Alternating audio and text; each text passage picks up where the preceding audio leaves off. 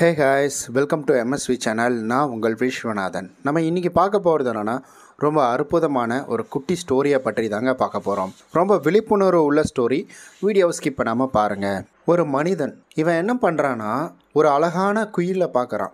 அந்த குயில் தன்னுடைய குரலில் அழகாக குயில் கூவுறதை பார்த்து ரசிச்சுக்கிட்டே அந்த மனிதனுக்கு என்ன தோணுதுன்னா, இந்த குயில் மட்டும் கருப்பாக இல்லைன்னா எப்படி இருந்திருக்கும் அப்படின்னு ஒரு எண்ணம் வருது.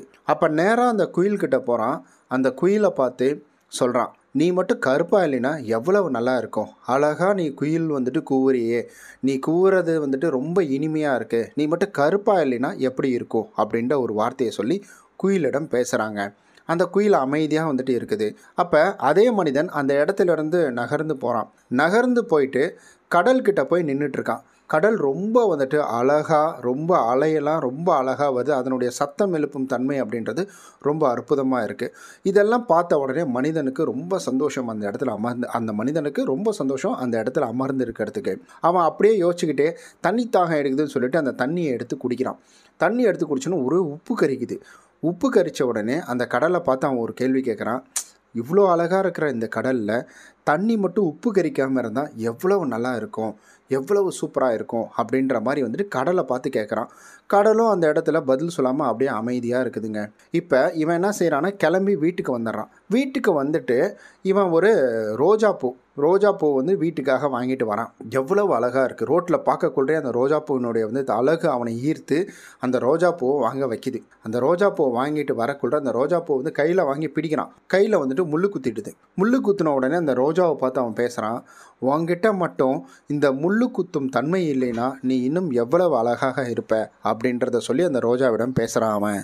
அதை சொல்லிவிட்டு அந்த பூவை அப்படி ஓரமாக வச்சுட்டு போயிடுறான். இப்போ கடலும் குயிலும் இந்த ரோஜாவும் இவங்க 3 பேரும் ஒன்று சேர்ந்து பேசுகிறாங்க. அவங்களுக்குள்ள இருக்கிற குறைகளை எல்லாருமே பேசி கலந்து கட்டிக்கிறாங்க. அப்போ இவங்களுக்கு ஒரு எண்ணம் ஒன்று தோணுது. இவ்வளவு சிறப்பாக இருக்கக்கூடிய மனிதன், இவ்வளவு நன்றாக இருக்கக்கூடிய மனிதன், அவனால் எல்லாமே தனித்து செயல்பட முடியும், அவனால் எல்லா செயல்களையும் பண்ண முடியும். அவனால் பண்ண முடியாது அப்படின்றது இங்கே ரொம்ப குறைவு தாங்க. ஆனால் இந்த மனிதன் மட்டும் ஏன் எல்லா இடத்துலையுமே குறைகளை மட்டும் பார்க்குறான்? அதனுடைய நிறைகளை பார்க்காம, அதனுடைய நல்ல விஷயங்களை பார்க்காம அவன் ஏன் குறைகளை மட்டும் பார்க்குறான்னு சொல்லி இவங்க 3 பேர் ஒன்று சேர பேசிக்கிட்டாங்களாம். ஆனால் யோசித்து பார்த்தா உண்மைதாங்க. எல்லாருமே அவங்களுக்குள்ளே இருக்கிற குறையை பார்க்குறாங்க, இல்லை மற்றவங்கள்ட்ட இருக்கக்கூடிய குறைகளை மட்டுமே பார்க்குறாங்களே தவிர மற்றபடி அந்த நிறை அப்படின்றத பார்க்க மாட்டேன்றாங்க. நமக்குள்ளே இருக்கிற நிறை, நம்மக்கிட்ட 10 லட்சம் இல்லை, 5 லட்சம் இல்லை ஒரு கார் இல்லை, ஒரு வீடு இல்லை அப்படின்னு நம்ம யோசிக்கிறோம் பார்த்தீங்களா?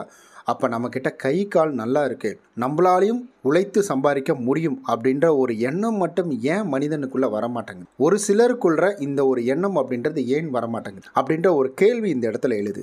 இந்த வீடியோவை நீங்கள் பார்த்துட்ருக்கீங்கன்னா இந்த கேள்வி உங்களுக்கானது தான். உங்களுக்கு இது போன்ற எண்ணங்கள் இருக்கா? இது போன்ற குறை சொல்கிறவங்க உங்கள் கூட இருக்கிறாங்கன்னா அப்போ அவங்கள்ட்ட கொஞ்சம் தள்ளியே இருங்க. உங்களுடைய கருத்துக்கள் என்னன்றதை அப்படியே கீழே சொல்லிட்டு போயிடுங்க. நம்ம நாளைக்கு இது போல் நல்ல ஒரு இன்ட்ரெஸ்டிங்கான வீடியோவில் சந்திக்கலாம். பாய்.